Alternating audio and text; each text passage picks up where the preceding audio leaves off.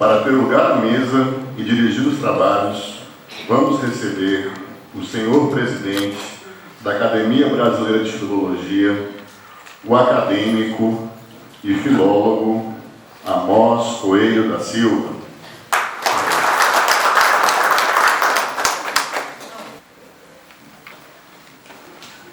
O senhor presidente convida para ter lugar à mesa o presidente da Academia de Letras de Brasília, o acadêmico Tarcísio de Noá Medeiros. O senhor presidente convida para ter lugar à mesa o orador oficial dessa solenidade, o acadêmico Dionísio da Silva, da Academia Brasileira de Filologia.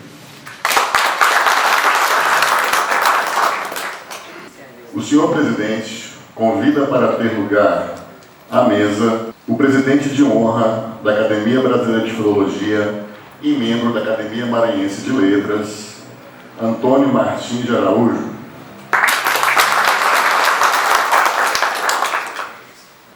Senhoras e senhores, com a mais sincera manifestação de carinho, de estima e de consideração, e com calorosos aplausos, vamos receber à mesa o homenageado desta noite, o escritor José Carlos Gentili.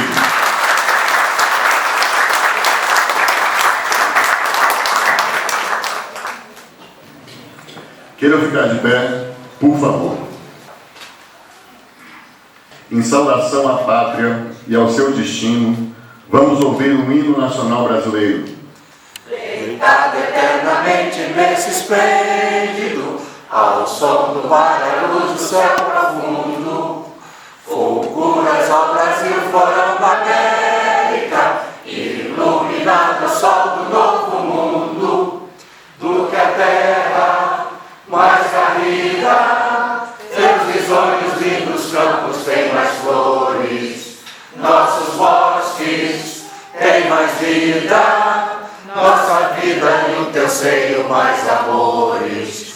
Ó pátria amada, idolatrada, salve, salve, Brasil de amor eterno seja símbolo, o lábaro das festas estrelado, e diga verde louro desta flâmula, paz no futuro e glória do passado. Mas ergues a justiça clava forte, verás que o filho teu não foge à luta, nem teme quem te adora a própria morte, terra adorada.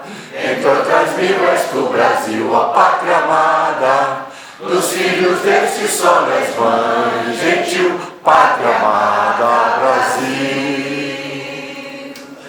Senhor presidente Amós Coelho da Silva, o cerimonial deseja registrar algumas das manifestações recebidas em decorrência da outorga do Prêmio Nacional Antenor Nascentes ao escritor José Carlos Gentili. Cumprimentos de várias academias literárias do país, entre elas manifestações da Academia Brasileira de Filosofia, cumprimentos da Universidade de Coimbra, de Setúbal, do Porto, da Academia da Ciência de Lisboa e da Universidade de Salamanca. Cumprimentos de Adriano Moreira, membro do Conselho de Ministros de Portugal e do Museu da Língua Portuguesa. Cumprimentos do ex-secretário-geral da Academia Sueca e atual chefe do cerimonial da Casa Real da Suécia. Cumprimentos do ex-ministro da Cultura, Roberto Freire. Cumprimentos do Senado Federal e da Câmara dos Deputados. Cumprimentos de companheiros do Departamento de Polícia Federal. Cumprimentos do Comando da Polícia Militar do Distrito Federal e dos antigos companheiros da Guarda Especial de Brasília, hoje coronéis da entidade. Cumprimentos de juízes e desembargadores do Tribunal de Justiça do Distrito Federal e Territórios e membros do Ministério Público. Cumprimentos do Grande Oriente do Brasil e das grandes lojas que integram a maçonaria brasileira. Cumprimento do Clube dos Pioneiros de Brasília e cumprimentos do Instituto Histórico e Geográfico do Distrito Federal. Tem a palavra o senhor presidente da Academia Brasileira de Filologia, o acadêmico e filólogo Amós Coelho da Silva, para a abertura dessa sessão magna. Boa noite a todos, boa noite a todos os que compõem a mesa. Eu, como representante da Academia Brasileira de Filologia, quero vos dizer que a Academia, neste procedimento, que já são 3 anos sucessivos que nós escolhemos grandes pesquisadores para incentivar esse campo de estudo das letras. Hoje estou aqui reunido com vocês e me sinto honrado, ao invés de tentar ser um incentivador, como aconteceram nesses últimos anos. Nos idos de 1980, os ilustríssimos Eliezer Bezerra e Murilo Moreira Veras, porque aqui eu estou lendo o nome dele exatamente ortograficamente, está correto, fundaram a Academia de Letras de Brasília, a CLEB, calcada nas ideais apreciações sobre as letras do Círculo Literário de Brasília, CLB. O timão dos primeiros passos administrativos se projetou desde então para consolidar em direção cultural uma CLEB como instituição consagrada no seio social de Brasília. Hoje, a Academia Brasileira de Filologia, a Abrafil, fundada em 1944, contando com uma tradição de sócios fundadores, como Souza da Silveira, que assinou a primeira ata de reunião, Celso Cunha, que fixou o texto final da nossa Carta Magna de 1988, Joaquim Matoso Câmara Júnior, introdutor da pesquisa pós-sociriana em linguística no Brasil e em Portugal, Antenor Nascentes, nome que simboliza dicionário de língua portuguesa no Brasil e exterior, já que o prefácio do seu dicionário etimológico foi feito pelo romanista Meyer Lübke, autor do Reu, como se chama entre aspas, gíria acadêmica, Romanisches Etymologisches Wörterbuch, como persona grata da Academia Brasileira de Letras, também Antenor Nascentes, e agora, como institucionalização da Abrafil, do importante troféu Prêmio Antenor Nascentes, ora concedido ao ilustríssimo doutor José Carlos Gentili, dada a motivação da sua pesquisa, a infernização do hífen, cuja editoração é da Academia de Letras de Brasília, com alentadas 616 páginas. Serei breve nessa posição da Academia Brasileira de Filologia, mas não posso deixar de citar o paradoxo quando o hífen ora separa e ali ora une, como é o caso de sua prática portuguesa no uso dele. Hífen, que provém do grego, que denota juntamente. No entanto, se usa em português para separar através deste pequeno traço, embora também se use para unir elementos de palavras compostas. No entanto, mais adiante, insiste em separar sílabas em final de linhas, como bem a gente já conversou em off. O pesquisador José Carlos Gentili estava observando que o computador hoje dispensa essa preocupação de final de linha, né? ainda que marque ligações enclíticas e mesoclíticas. Enfim, são inúmeras as abordagens sobre o hífen, que inexistia em grego, menos ainda em latim, como está lá na página próxima à página 58, e até mesmo a sua inexistência, a sua inexistente continuidade românica, pelo menos nas aglutinações pronomizadas em espanhol. Aliás, como os da escrita de Camões e os Lusíadas. Na página 58, lemos sobre a legalização do hífen. Deve-se prenotar que somente em 1603 foi este diploma legal promulgado por Filipe I de Portugal, e achei isso uma ironia, porque quando Camões falece, Portugal cai sob domínio da Espanha. E o Filipe II de Espanha, reformando o Código Manuelino, em pleno domínio castelhano, quer dizer, estabeleceu, fixou um paradoxo também. Eu, Amós Coelho da Silva, como atual presidente, Dionísio da Silva, como atual vice-presidente, e o professor Antônio Martins de Araújo, vice-presidente de honra, um dos pilares da nossa academia, nos reunimos em vosso convívio, agradecemos o oportuno convite. Isso nos enche de esperança sobre o Brasil. A pesquisa é uma coisa importante. É claro que nós não podemos ser apenas pesquisadores. Sempre falei isso como professor militante.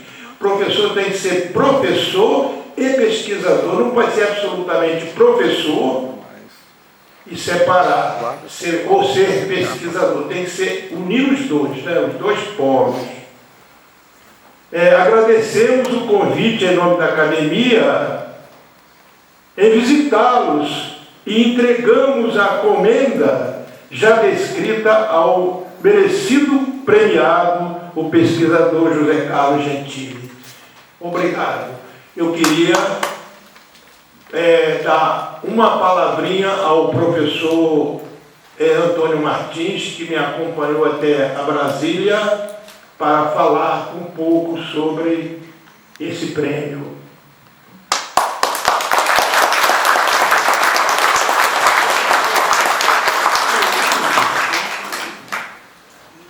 Senhor presidente da Academia Brasileira de Filologia, meu querido companheiro de lutas, Amós Coelho, em cujo nome eu saúdo toda a mesa aqui presente, meus senhores e minha senhora, é muito prazeroso para mim, que sou maranhense, aliás, sou marioca. Eu sou maranhense que vive no Rio de Janeiro há mais de 40 anos. Então, a mistura de maranhense com carioca. Eu tenho filhos, 7 filhos, maranhense e uma carioca, só uma, a última caçula.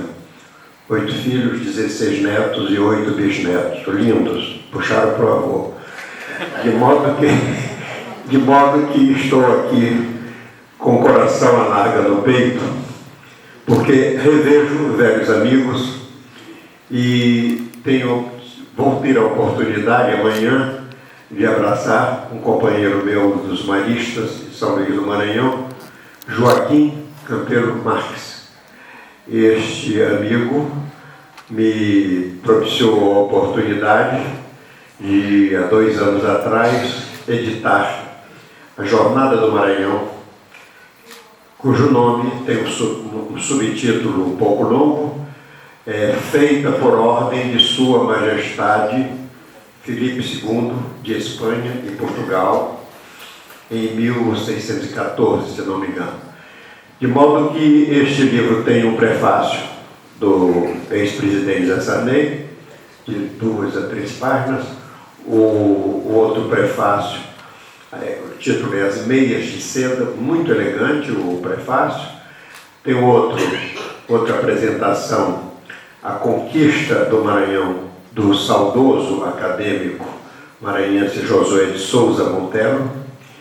E há um pós-fácil meu de 40 páginas, mostrando a a significação dos arcaísmos léxicos semânticos que há na obra de 3 séculos atrás. De modo que esse livro me deu muito prazer, porque os 200 exemplares foram lançados na Feira do Livro do Maranhão. Quando eu for comprar 10 para mandar para Portugal, já tinha acabado. De modo que eu pedi a ele que nessa reedição deste ano faça 300, 200 para a Feira do Livro do Rio de Janeiro, em Paraty, e 100 para eu levar para São Luís do Maranhão, minha terra natal, né, onde mora ainda a nossa filha mais velha, a Norma Sueli, que é professora também. De modo que eu trouxe, em homenagem à mesa, um artigo que saiu já há algum tempo atrás, em 1990, no jornal Academia, jornal da Academia, Sociedade Acadêmica de Nanzan, lá no Japão, onde eu estive em 1889, encerrando o Congresso Internacional de Língua e Literatura Portuguesa, porque a presença dos padres jesuítas lá foi muito eloquente, né? Publicaram gramáticas, o padre João Rodrigues publicou gramáticas portuguesas para o japonês aprender, né? Com o katakana, hiragana, quer dizer, com os caracteres, e com o texto em português também. De modo que a palestra que eu fiz lá, encerrando um congresso de língua e literatura japonesa, se chamava Breve Notícia da Ortografia Portuguesa, dos labirintos da escriptologia medieval aos prognósticos do século XXI, onde eu previa que, assim como a Alemanha e as suas ex-colônias, a Espanha e as suas ex-colônias, a Inglaterra e suas ex-colônias consagraram, acordaram uma ortografia única, chegaria o dia em que Portugal e Brasil, Portugal e suas ex-colônias africanas, né, Angola, Moçambique e outros menores, né, até a parte lá de Guiné e de Timor-Leste, a língua portuguesa está presente por aí, inclusive na Ásia. De modo que esse prognóstico, que chegaria um dia em que nós consagraríamos uma só ortografia, deu-se isto ano passado, apesar da resistência dos portugueses em abrir mão das suas consoantes mudas, né? Que eram mudas, mas eles querem manter graficamente. Era uma breve notícia que eu desejaria trazer a todos os meus colegas de mesa e a todos os participantes aqui presentes. Muito obrigado pela atenção.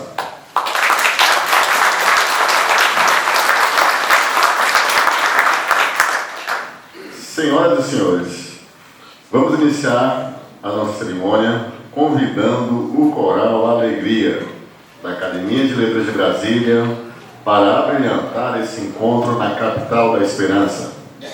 O Coral Alegria é reconhecido e oficializado como coral oficial da Academia de Letras de Brasília, pela beleza da sua arte e o vigor artístico de seus integrantes.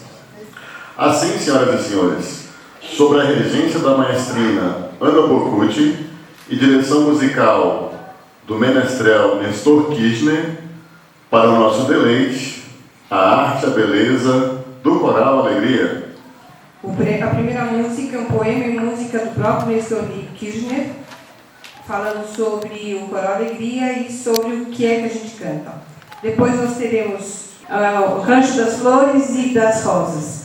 Vamos ouvir com o Coral Alegria e se deleitem. É muito linda essa música, esse tributo. E vamos nos reportar, ouçam a letra e percebam o que é que a gente está cantando.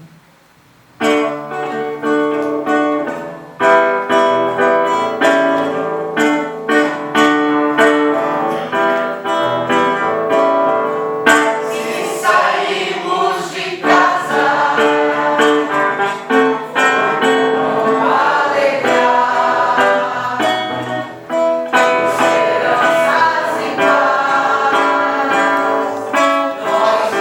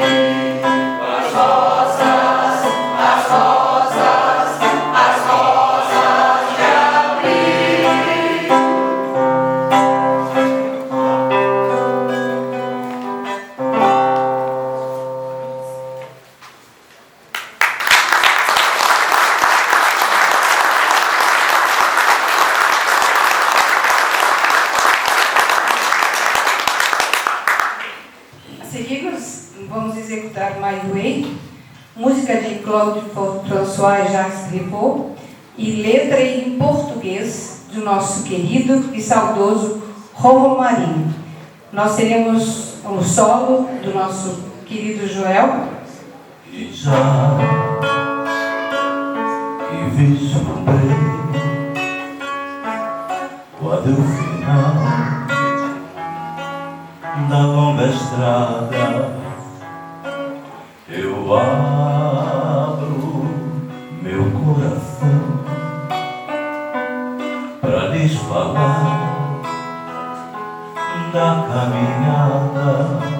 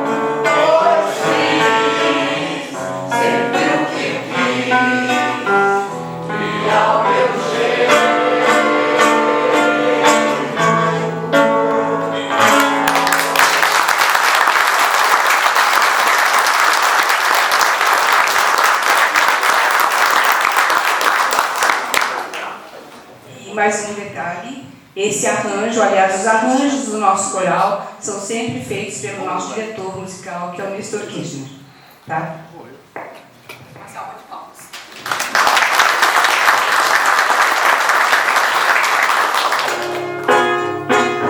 Que será a minha vida sem o teu amor? A minha boca sem os beijos teus, a minha alma sem o teu calor.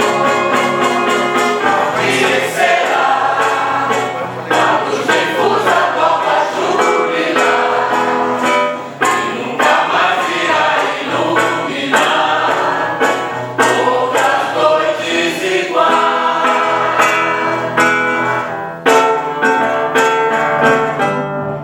Um pequenino grão de areia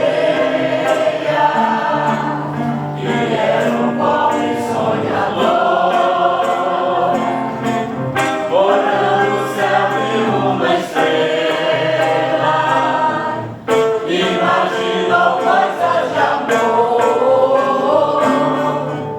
Passaram anos, muitos anos, era o céu e o mar.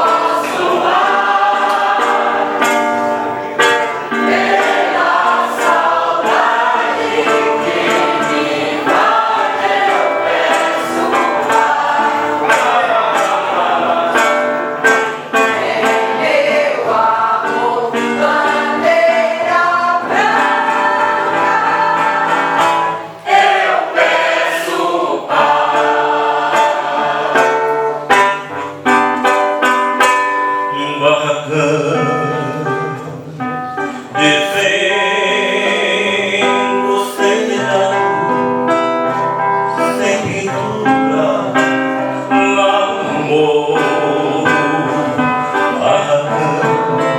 é para amor.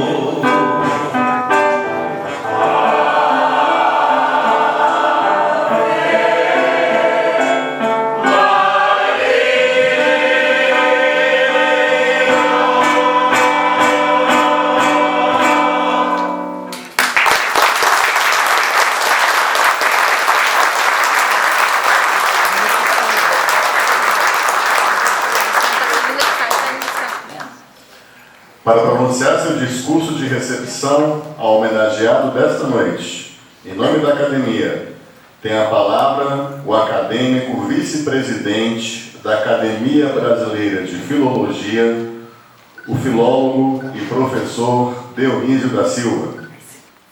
Eu saúdo em primeiro lugar o homenageado, José Carlos Gentili, e na pessoa dele quero saudar toda a mesa, a começar pelo presidente de honra da Academia Brasileira de Filologia, vice-presidente de honra, o nosso querido e sempre bem-humorado, com uma verba extraordinária, que é o Antônio Martins de Araújo, aquele senhor à esquerda, vestido de branco, que poderia fazer dublê de bicheiro a qualquer momento, se nós pudéssemos improvisar alguma coisa do Rio de Janeiro, uma cidade conflagrada onde hoje vivemos.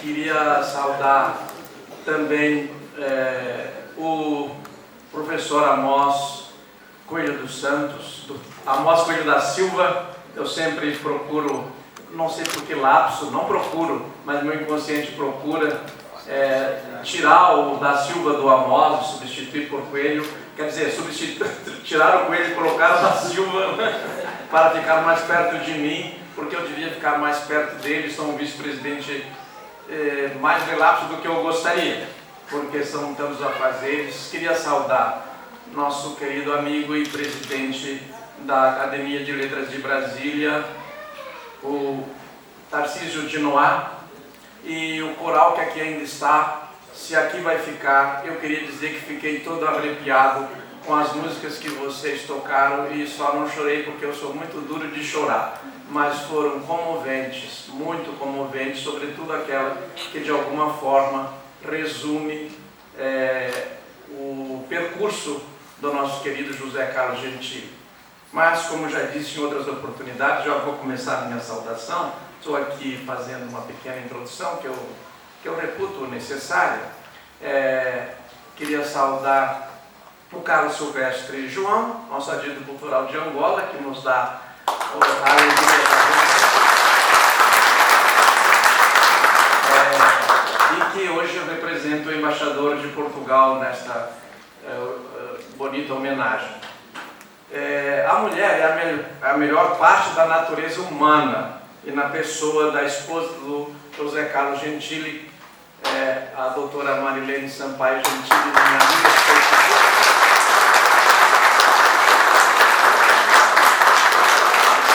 Amiga na vida real, mas começou tudo pela rede social, pelo Facebook, né? Onde nós fazemos fofocas sempre do bem, e espero continuar fazendo muitas ainda, doutora Marilene. E na pessoa dela, saudar todas as acadêmicas aqui presentes e todas as mulheres, essas representantes da melhor parte da humanidade. A mulher é a melhor parte da natureza humana, digo e repito e sempre repetirei, e todos nós teremos motivos para endossar isso. Já vou começar a saudação ao José Carlos Gentili e quero ser breve. Mas antes quero dizer mais uma coisa.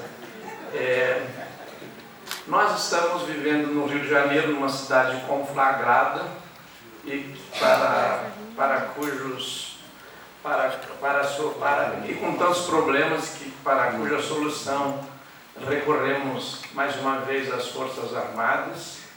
E na manhã de hoje, no programa semanal de etimologia que eu tenho o gosto de fazer já há 7 anos na rádio Band News Fluminense, o Ricardo Boechat e eu tivemos que falar de palavras, dar etimologia, filologia, origens de palavras como intervenção, como cidade, porque parece que para o Rio de Janeiro, vocês estão a salvo disso, a Civitas Romana, que deu direitos e deveres aos cives, aos cidadãos, ela se tornou um lugar tão hostil que a gente estaria mais seguro no mato, na selva de onde viemos, do que ali naquela cidade, mas confiamos que os problemas sejam resolvidos. Fazendo esta saudação, terminando por aqui, misturando tanta coisa, eu quero agora dizer umas palavras sobre um querido amigo, não apenas o autor da obra relevante, absolutamente indispensável daqui para frente na filologia, nos estudos da língua portuguesa, a enfermização do hífen, também um título bem-humorado, do nosso José Carlos Gentili. Não é difícil falar do José Carlos Gentili. Eu começo, eu tenho que cortar coisas a dizer o dele. Eu começo dizendo para mim, para o meu coração, para o coração de todos os presentes, que a amizade é um tesouro. E a amizade, de alguma forma, ela muitas vezes está acima do amor, porque ela impede o ciúme. Nós não temos ciúme que o nosso amigo seja amigo de outras pessoas. E o José Carlos Gentili tem amigos pelo mundo afora, pelo Brasil afora, e é admirado em vários arquipélagos literários, em vários arquipélagos culturais, do Brasil e do exterior. E de passagem, como o uso do cachimbo faz da boca torta, eu quero dizer que a palavra arquipélago aqui é usada no seu sentido etimológico. Ou não o arquipélago como ele ficou, se consolidou na língua portuguesa, como ilhas isoladas, mas arquipélago como foi dado na origem. O arquipélago era o mar Egeu, o principal mar. Pélagos, mar e arque é de primazia, de origem de autoridade. Então estes arquipélagos, onde pontificam várias autoridades no nosso ramo de saber, sempre souberam, sempre houve ali, e está havendo cada vez mais, quem dá valor, quem reconhece o trabalho que o José Carlos Gentili faz na vida cultural brasileira. Eu queria destacar algumas marcas da obra do Gentili, da personalidade dele e do lugar que ele tem. E meu caro presidente Amós Coelho, meu caro vice-presidente de honra Antônio Martins, que bom que a nossa academia, em boa hora, reconheceu o talento do José Carlos Gentili. E que bom, que inspiração boa tivemos, como o Espírito Santo, que sopra onde quer, um dia nos iluminou para a gente criar um prêmio chamado Antenor Nascentes, para homenagear a melhor obra do ano sobre o assunto, a filologia. Como nós fomos felizes neste momento, porque nós encontramos pessoas que, mais do que serem agraciadas por nossa academia, elas nos agraciam, porque este prêmio nos parece mútuo, essa homenagem nos parece mútua.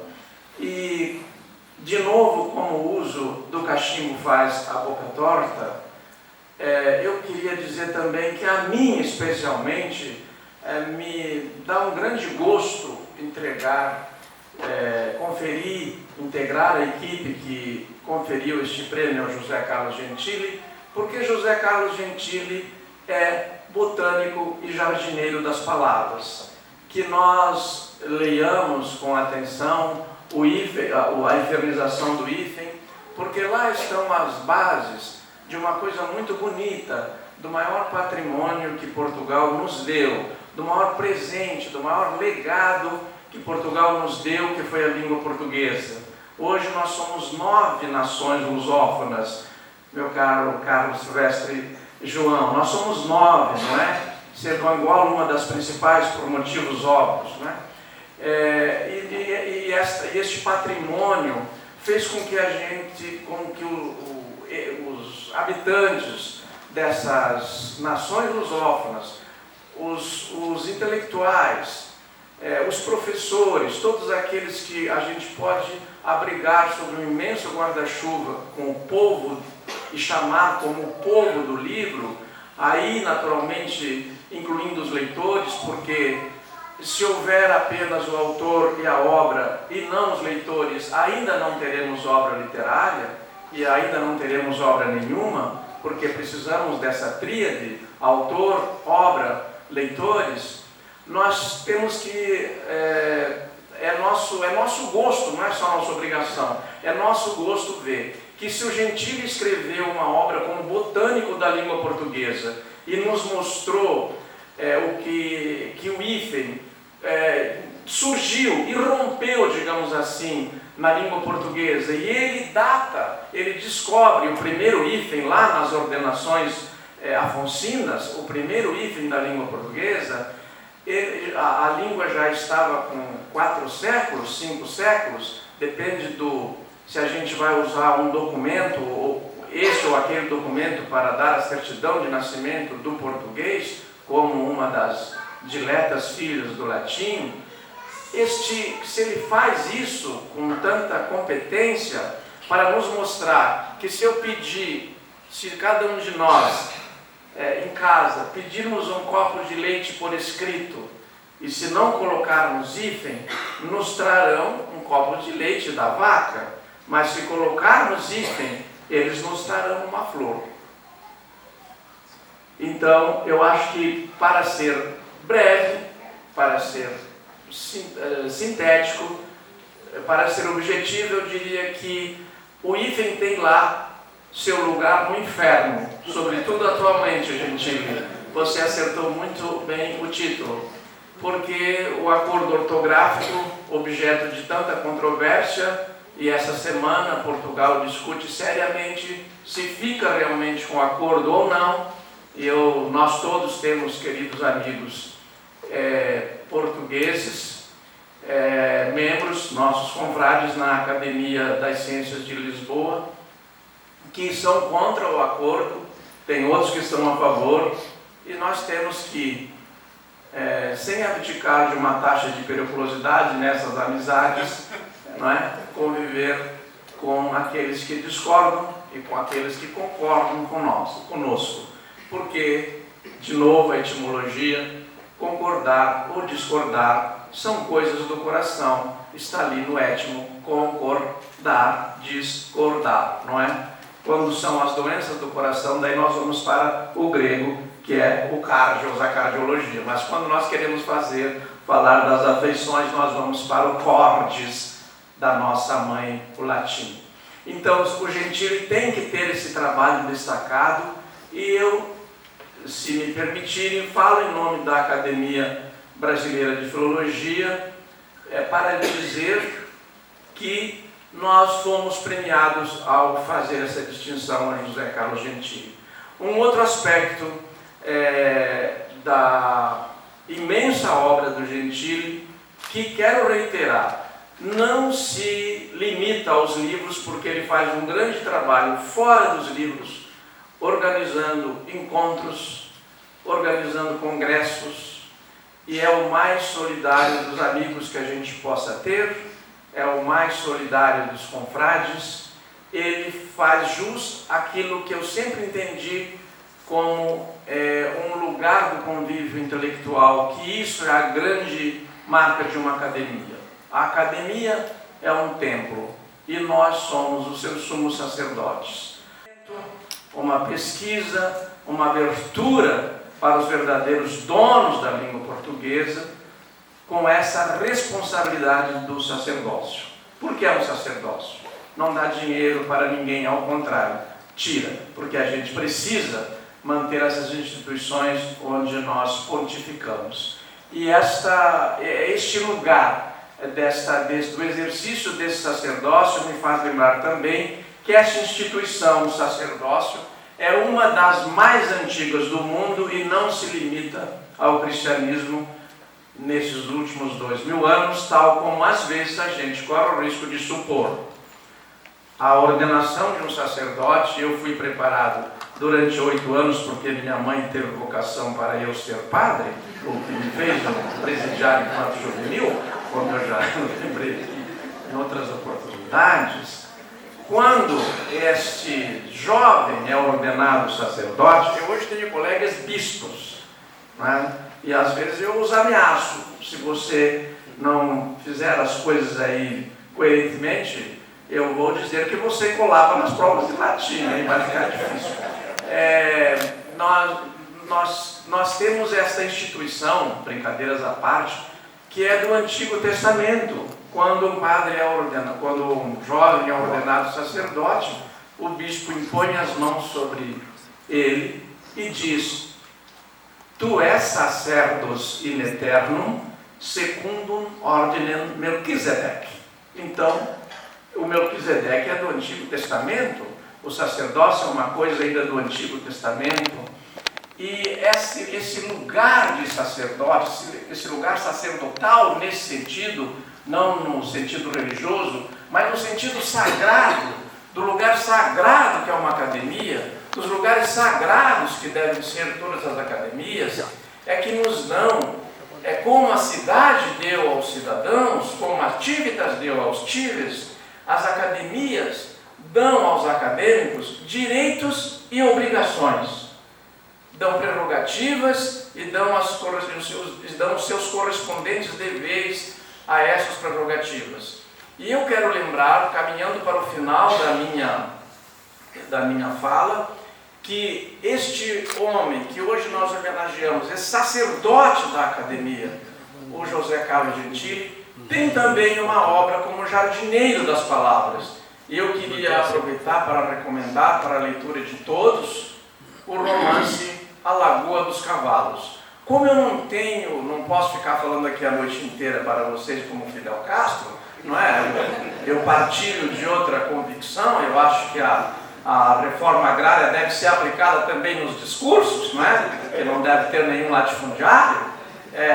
Eu queria partilhar essas ideias e agora vou encerrar com a língua mãe que soou aos meus ouvidos ainda antes de ir para o seminário, quando minha mãe disse que eu precisava me preparar para ir para o seminário, me preparar para ir para o seminário. E morei uma semana na casa paroquial, um ano na casa paroquial. E a minha maior alegria era quando chegava à noite, eu sou de uma família numerosa, por volta das 18h45, o padre Erval Fontanella, como eu, descendente de imigrantes italianos, que minha mãe é filha de italianos, me colocava numa sala, que era o escritório dele, e eu podia estudar sozinho. Que alegria! Até os 10 anos eu tinha que estudar com todos os meus irmãos, e ninguém tinha a vocação do silêncio como eu tinha. Então era muito difícil estudar, e ali eu tinha o recolhimento. Chegado ao seminário, um ano depois deste ano ali, eu aprendi que a nossa mãe, a mãe do português, era o latim. Conquanto o português tenha recebido, para completar, para aumentar a sua riqueza vocabular, sintática, expressiva, a contribuição de tantas línguas, do árabe, do japonês, do chinês, do hebraico, do italiano, do alemão, não é? E até do gaúcho, viu? O Gentili, que é gaúcho, nascido em Porto Alegre. O gaúcho tem um modo tão peculiar de dizer as coisas, né? Eu quero abrir só um pequeno parênteses e fechar em seguida. Na minha na família, assim, todos os meus ancestrais são gaúchos. Minha mulher, a Michele Roberta, tão amiga da Marilene, com quem convivemos agora agradavelmente em Portugal, em outubro passado, é gaúcha. Todos são gaúchos ao redor de mim. Tenho muitos amigos gaúchos também. Só eu não sou gaúcho, eu sou catarinense. Eu trago um mérito para vocês. Nós catarinenses temos o mérito de nos colocarmos entre o resto do Brasil e o Rio Grande do Sul, porque é um estado muito perigoso.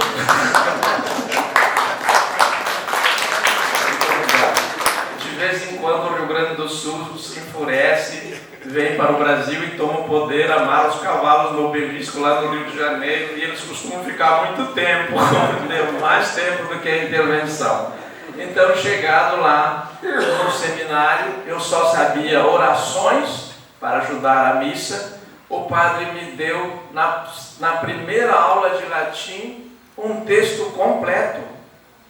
E nós, meninos de 10 anos, 10 para 11 anos, não é nenhuma novidade para o ex-monge Tarcísio de Noá, mas é novidade para muitos de vocês aqui presentes, mesmo da minha faixa, da nossa faixa etária, que eu de brincadeira digo que às vezes nós parecemos uma faixa otária, porque nos trataram como otários ao longo das décadas, dizendo que era importante estudar, que isso nos daria uma vida melhor, não é? E que isso seria muito bom para nós. E depois vemos apedeutas chegarem aos altos cargos da República, não é? E ainda se vangloriarem da sua ignorância, não é? E abrirem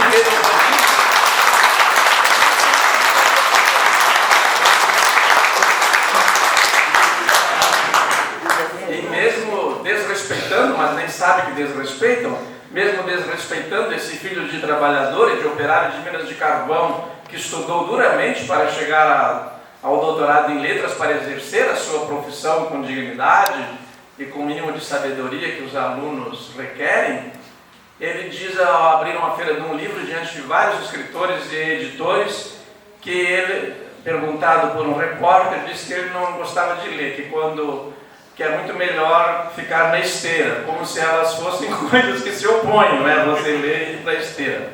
Mas lá fazer exercícios, lá no seminário, eu trago boas lembranças daqueles anos, daquele estudo sólido, daquela formação bonita que nos deram e que nos aproximaram de pessoas como José Carlos Gentili, como tantos outros aqui, para quem a língua portuguesa está radicada no latim. Então nós temos que amar também a nossa mãe, porque a ninguém é lícito tratar mal a mãe, mas nem é preciso dizer, porque vem inato o amor da mãe. Nesta primeira aula de latim, nós lemos e traduzimos só com o vocabulário o seguinte texto, é curtinho e eu vou ler para vocês. Regina lacrimat, cur lacrimas Regina, lacrimo quia magistra me castigavit. Regina chora. Por que choras, Regina? Choro porque a professora me castigou. Cur magistra te castigavit. Por que a professora te castigou? Quia fui pigra, porque eu fui preguiçosa. Olha que autocrítica da Regina, eu fiquei comovido naqueles 10 anos. Até fiquei com peninha da Regina ser tão verdadeira e preguiçosa. Magistra discipulas vocat. A professora conclama as discípulas, as alunas. Discípule, cur historiam Brasilia non narratis? Alunas, por que vocês não narram a história do Brasil? E ela se dirige aos alunos no vós majestático, não é? Por que não narrais a história do Brasil, ó alunas? Quia ignoramos. De novo a sinceridade. Por que ignoramos? Porque não sabemos. Diz a professora. Escrevei. Brasilia historiam vobis dictabo. Escrevei, eu vos ditarei a história do Brasil. Essa aula era para a gente aprender o vocativo, que ninguém mais usa, nem no Facebook. O que dá de parabéns sem a vírgula é impressionante. Parabéns, Maria, mas a vírgula alguém comeu, não sei como, né? Com a tapioca do café da manhã, foi lá e comeu a vírgula também. Então ninguém mais usa vírgula, poucos usam a vírgula no vocativo. Agora eu vou concluir de vez. O meu gosto mesmo, eu cumpro as cerimônias, procuro fazê-las da melhor maneira possível, integro essa classe sacerdotal das academias, não é? Tanto da universidade, nos campos de concentração onde eu tenho lecionado, e nas academias, não é? De letras, mas o gosto mesmo eu tenho é do coloquial, daquele almoço ao meio-dia, à beira de pratos e copos, mas eu vejo que esse aqui também é necessário, porque não almocei com todos vocês, almoçamos com poucas pessoas. No seminário a gente almoçava em 263 pessoas, todos em silêncio, enquanto um de nós lia a vida dos santos. Eu nunca vou esquecer que o dia que estavam lendo a vida de São Lourenço, que foi assado numa grelha, naquele dia servindo costelinha de porco. E muitos de nós passamos mal aquele dia. E eu quero agora redimir, para finalizar, agora finalizo, muitos de vocês eu acho que desejam que eu finalize mesmo, né? Porque a gente tem que terminar alguma hora os discursos. Eu queria terminar com a definição de fofoca. Durante algum tempo me foi dado, por graça alcançada por Teresa d'Ávila ou pelo Menino Jesus de Praga, conviver com Mário Quintana, com Dionélio Machado, com Josué Guimarães. Eu sou um catarinense rodeado de gaúchos por todos os lados. E esse arquipélago, não é? Me permitia, eu tinha 20 e poucos anos, ser orientado pelo Guilhermino César, não é? Do ciclo de Cataguases. Eu me permitiu conviver assim, saber que, por exemplo, o Dionélio Machado não fechava a braguilha depois de fazer xixi, às vezes junto no mictório. Eu ficava, mas um escritor tão bom não abotou a braguilha. O Mário Quintana às vezes estava comendo e deixava cair muitas coisas. Outras vezes era interpelado na feira do livro e ele tinha um mal súbito, uma irritação súbita, era uma pessoa docíssima e recusava um autógrafo para você não autografar. Eu ficava assim, pasmo assistindo aquilo, porque eram figuras docíssimas no convívio, tinha esses comportamentos. O Josué não, o Josué Guimarães, que aliás dá nome ao meu neto, acabei de ficar avô. Eu sei que muitos de vocês aqui presentes têm mais experiência no emprego, mas eu acabei de ficar avô. Vocês não, né? Muitos de vocês aqui são avós há mais tempo e já têm experiência no emprego de ser avô. Eu estou agora dando meus primeiros passos, muito atrapalhado, mas com o projeto de ter se educar os netos. Bom, eu vi aquele convívio todo e depois eu vi escrito, mas quero acrescentar uma coisa que o Mário, na hora de escrever, não botou, que é um elogio da fofoca. A fofoca, e agora concluo, é uma prova de solidariedade fantástica, porque você está preocupado com a vida alheia. Você fica falando dos outros porque você está preocupado, você não é insensível com o que aconteceu ao outro, ou que você achou que poderia ter acontecido, ou vai acontecer. Ao mesmo tempo, é uma prova de modéstia, porque você não fala de si, fala do outro. E tem uma terceira qualidade. A gente fala pelas costas, porque se falar na frente pode melindrar, não é? Então é melhor falar pelas costas. Olha, prezado público, eu vou agora terminar a intervenção. Prezado público, as personagens mais importantes desta noite, se o Gentili concordar comigo, são vocês. Porque sem o público que pacientemente está aqui, nos ouvindo, nos homenageando o José Carlos Gentili, nós não teríamos que fazer nada nessa mesa. Nós não teríamos que ocupar esse microfone. Nós não teríamos nada a fazer. Assim como quando nós escrevemos, se nós não tivermos leitores, de nada também terá servido nós escrevermos. O que nos consola é que às vezes os leitores ainda não nasceram e outros já partiram, como será o destino de todos nós um dia, porque assim o Senhor, que é generoso e bom, o quis, nos deu um tempo. A vida não passa de um breve intervalo entre o berço e o túmulo, e ela valerá por aquilo que cada um de nós tiver feito. E o Gentil já fez muito, e eu desejo que ele possa fazer o dobro, porque ontem eu vi um japonês com 105 anos de idade, correndo e se orgulhando de fazer 100 metros e 32 segundos, 36. E ele queria alcançar 32 nos exercícios, tinha alcançado 32. E ele começou a fazer os exercícios aos 91 anos. Daqui 21 anos eu também vou começar a fazer os meus. Muito obrigado.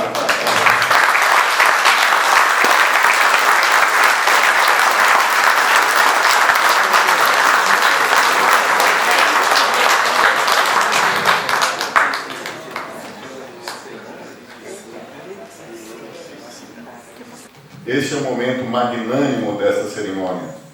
O senhor presidente vai entregar ao escritor José Carlos Gentili o Prêmio Nacional Antenor Nascentes, edição 2017, outorgado pela Academia Brasileira de Filologia pela sua obra A Infernização do hífen.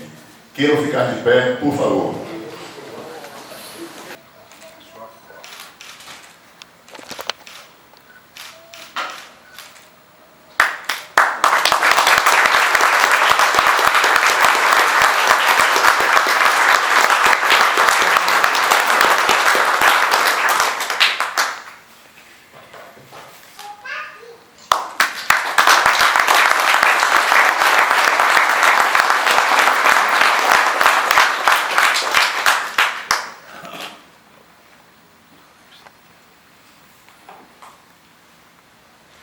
Queiram sentar-se, por favor.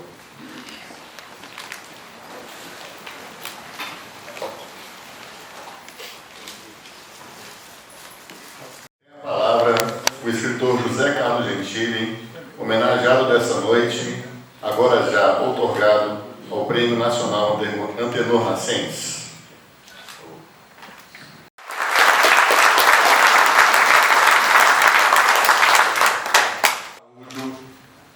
Os demais componentes da mesa diretiva dos trabalhos,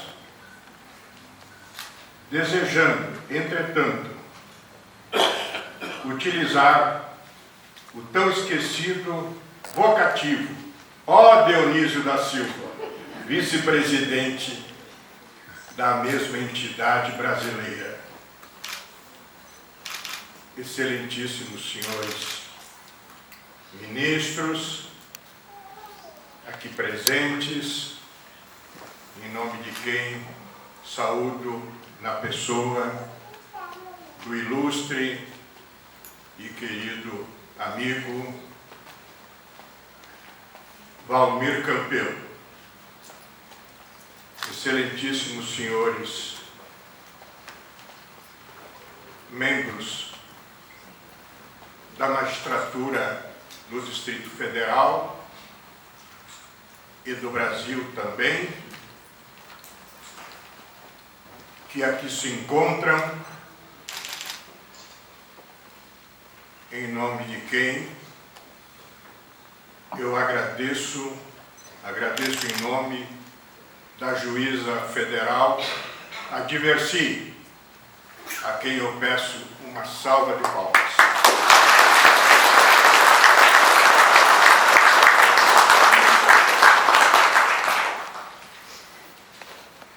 Nosso distinto e afetuoso adido cultural da Embaixada de Angola, que nos honra com sua presença. Senhores, amigos das grandes lojas do Distrito Federal e do Grande Oriente do Brasil, na pessoa dos estimados grão-mestres aqui presentes, amigos, familiares e fraternos acadêmicos da Academia de Letras de Brasília. A noite é de festa. A noite é de alegria, satisfação, regozijo, encantamento, porque eu me sinto e a minha alma nesse momento se eleva pelo fato de ser o primeiro brasiliense e pioneiro a receber um galardão literário a nível nacional. Presidente Amós,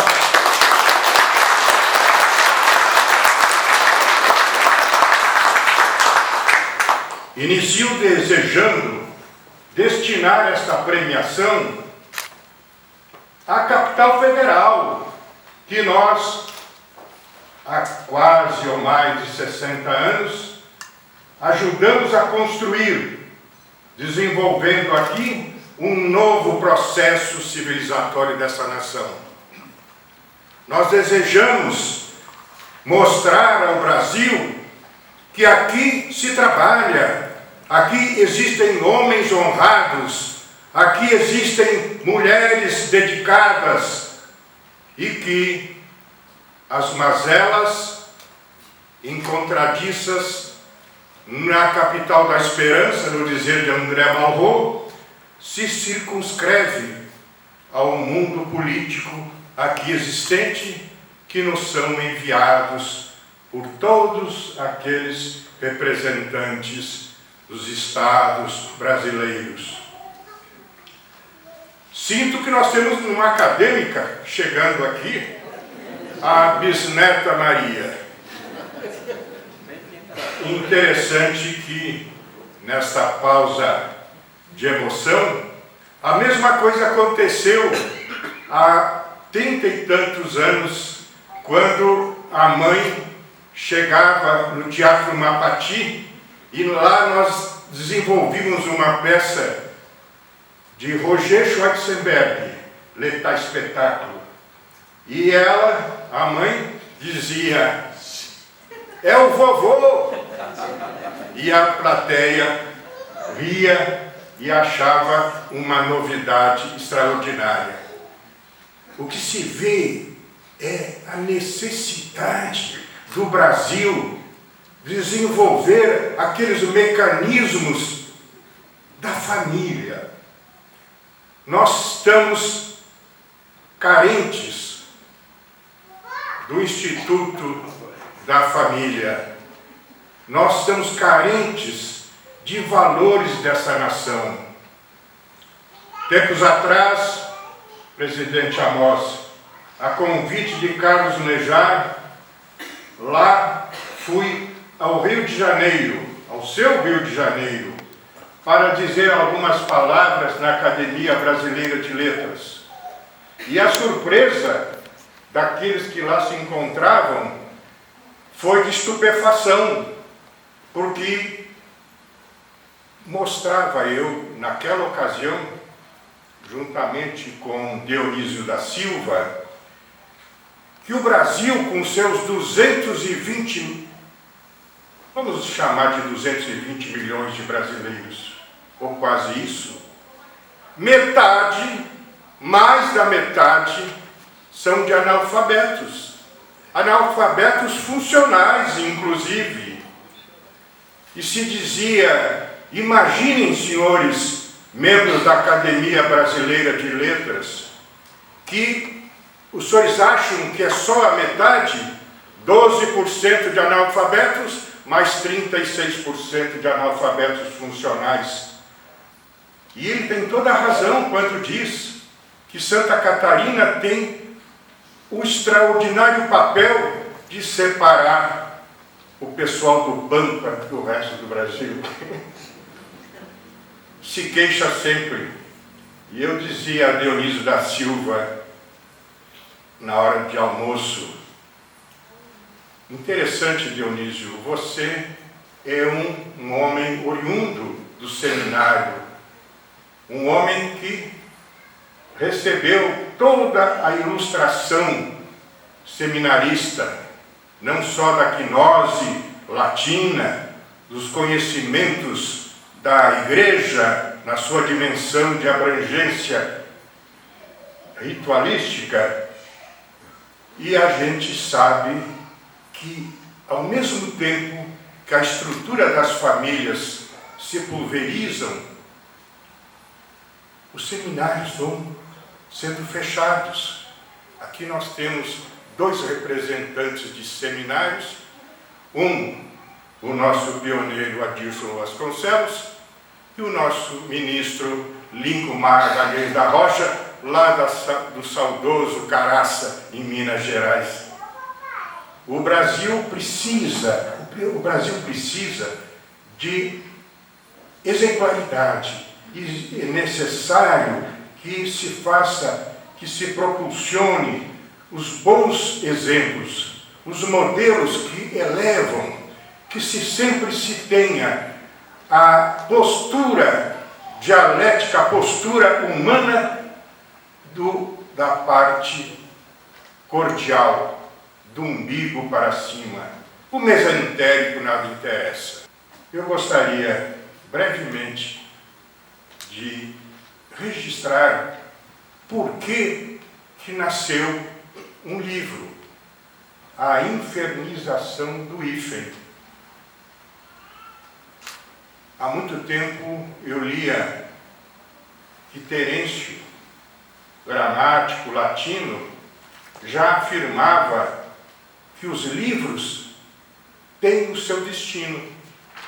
A coisa interessante, os livros parecem que ultrapassam o mundo da realidade e vão se caminhando, se esgueirando pelo mundo da fantasia, do irreal.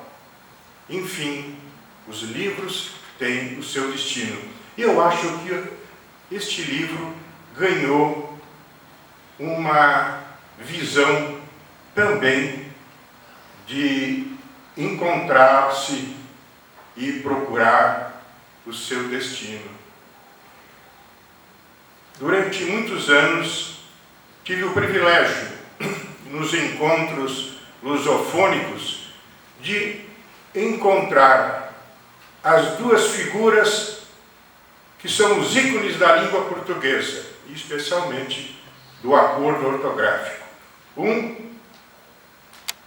O seu colega Bechara, aluno de Said Ali. O outro, de Além-Mar, João Malaca Casteleiro. E eu sempre perguntava, pelas madrugadas, não só dos Açores, de Bragança, de Belmonte, de Lisboa, meus amigos, me ensinem, quem é que criou o hífen? Quando é que nasceu o hífen, Bechara? E ele, na sua singeleza de ser, não sei. A mesma coisa com Malaca Casteleiro, gentil, não sei.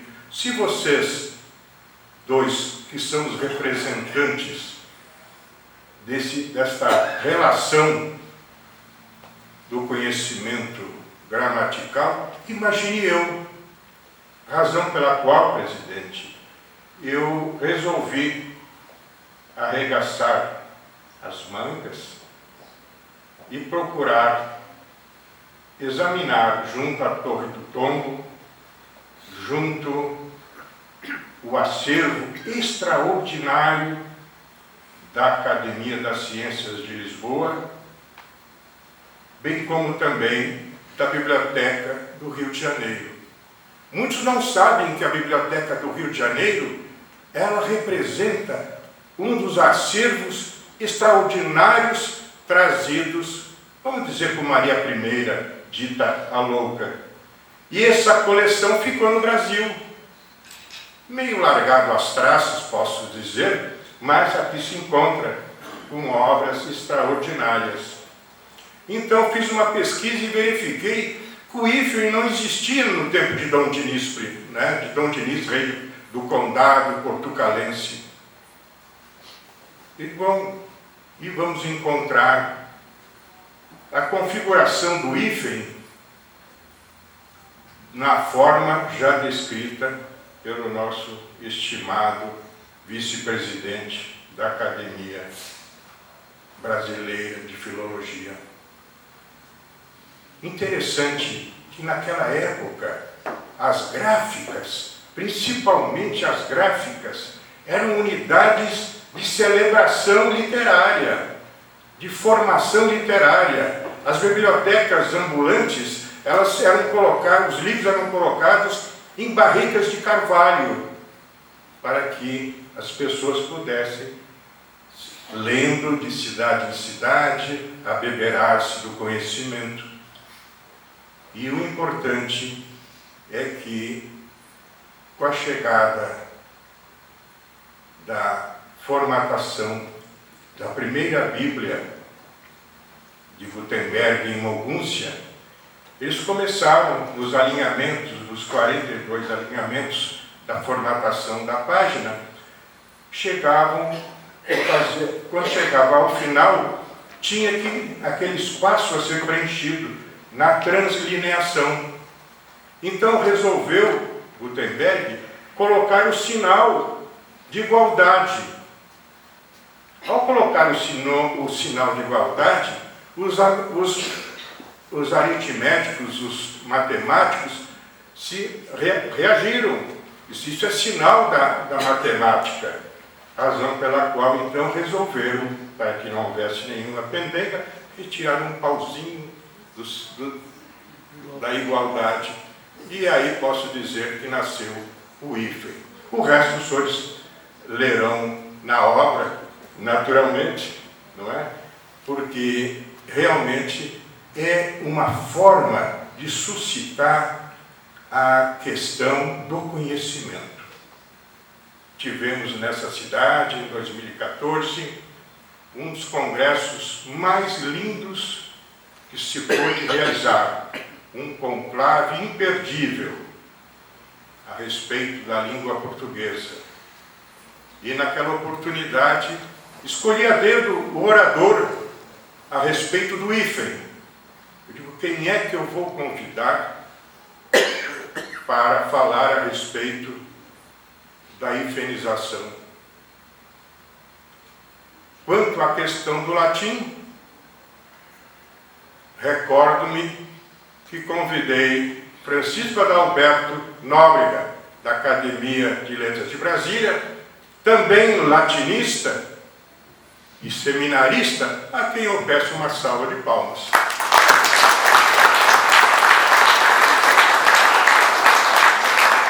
Interessante que, ao escolher Dionísio da Silva, os senhores já imaginaram por que eu escolhi Dionísio da Silva.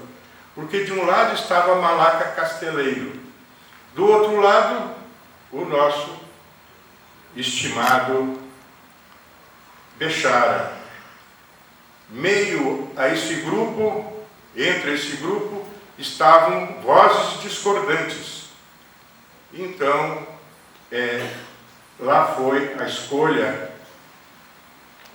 feliz da minha parte, ao escolher Dionísio da Silva para falar a respeito do hífen. E aí eu vi a grandeza intelectiva e dialética desse professor da Estácio de Sá. Ele falou sobre o hífen, acerca do hífen, 3 ou 4 parágrafos, assim, en passant, professor Antônio Martins. E depois tratou de assuntos de seminário, da grandeza do Brasil, e não se falou mais na hifenização. De uma generosidade, de uma inteligência ímpar. E, ao finalizar, porque senão eu continuo aqui, feito Fidel Castro, não é? Dizer da nossa alegria, da nossa satisfação, de tê-los nessa noite de grandeza. E não poderia deixar de registrar um grupo que me toca muito de perto, que é o grupo o Coral Alegria.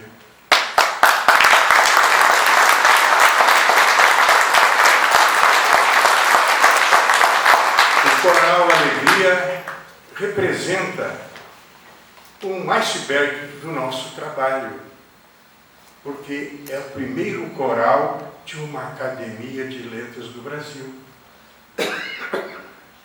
E a professora e maestrina Ana Bucuti, acompanhada de Nestor Kirchner, gaúcho, não é catarinense não, gaúcho, sempre está cuidando dos momentos de alegria e de satisfação. Desejo agradecer mais uma vez este galardão que eu normalmente e faço questão de dedicar à capital da esperança, à capital de todos os brasileiros, para que sirva de exemplo e de modelo para aqueles que querem estudar, trabalhar e formatar uma pátria que ela merece, que é a pátria que se chama Brasil. Muito obrigado.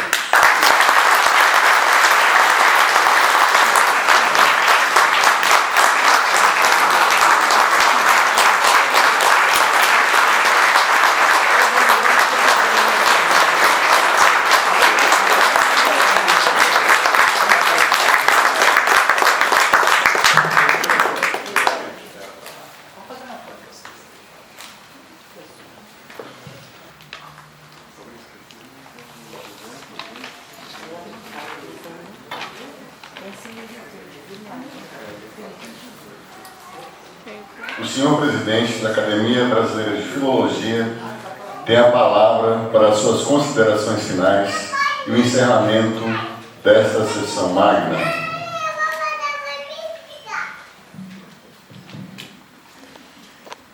Eu estou lisonjeado. A minha luta no magistério se resumiu nesse devaneio dessa noite. Eu não experimentava isso há muito tempo. Para mim isso é muito importante também, ter vindo aqui, ter tido compartilhado da alegria do seu prêmio, porque é muito frustrante o magistério. Você forma às vezes um aluno e você não tem mais contato com ele, e alguns alunos eu pude ter contato, pude vê-los colocados no seio da sociedade, conquistando os seus sonhos, e o meu trabalho é esse. Eu sento com um aluno de mestrado, doutorado, orientando como é que ele tem que fazer a tese, a defesa de tese dele, e às vezes é frustrante se ele não, na segunda-feira, dia 26, eu vou participar de uma banca de qualificação de uma orientanda minha sobre São Bernardo, um tema lindo, uma aluna brilhante que faz uma dissertação maravilhosa.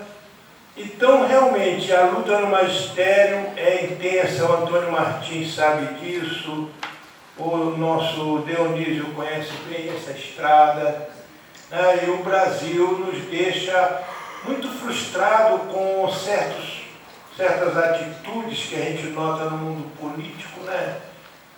Mas não é só uma pessoa no mundo político que faz o Brasil. É um professor, um pesquisador como José Carlos Gentili, que também faz Brasil. Isso é muito importante. E se desfrutar desse momento seu foi muito gratificante para mim. É o que eu tinha a dizer. Realmente, se não vou ficar falando e repetindo alguma coisa. Martins, gostaria de dar alguma palavra? Eu acho que eu tinha de dizer, já falei. É tudo. Então, muito obrigado a todos vocês pela presença.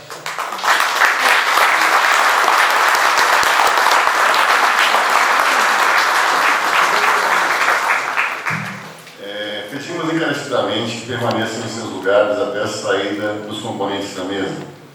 Informamos que o homenageado receberá os cumprimentos no salão contíguo durante o coquetel. Os componentes da mesa, queiram deixar o auditório, por favor. Possamos retornar aos nossos lares com o coração repleto de esperança. Muito obrigado.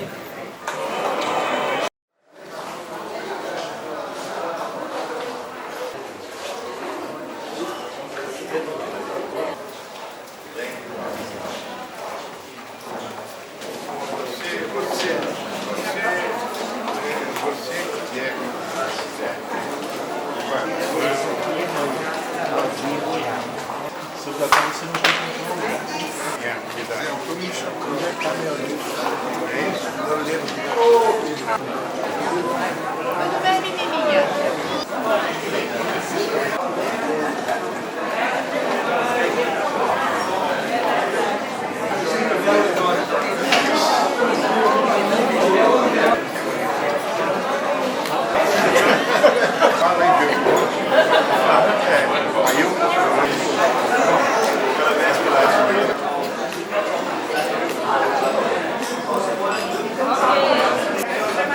Sei lá. Mas eu sei que está nessa música.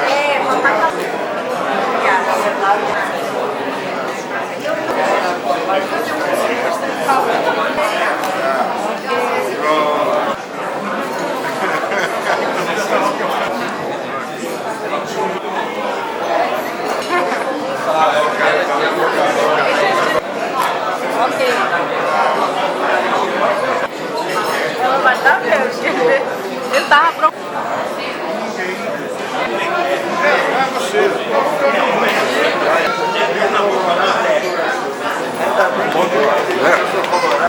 Vai ter que ter. Juvenil, lá na Museu Canal. Ela podia passar agora.